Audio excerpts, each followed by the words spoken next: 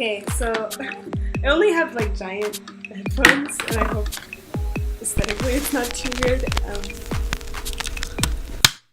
But that definitely fixes the noise.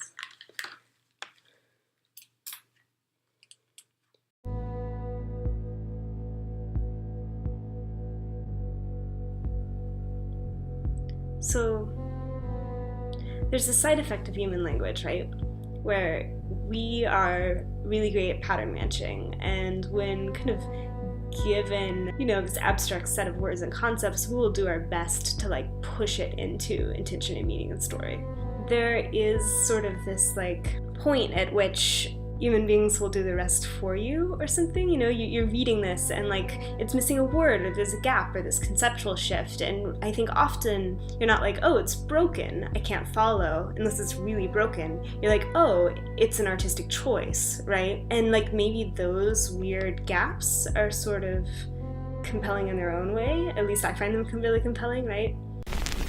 The interesting thing about bots, I think, for me, right, is that they're definitely entitied. They have this presence online, they're existing in social spaces in the same way that people are. They have this profile that sort of becomes this like history of their interactions in that space, but also at the same time they're like not people.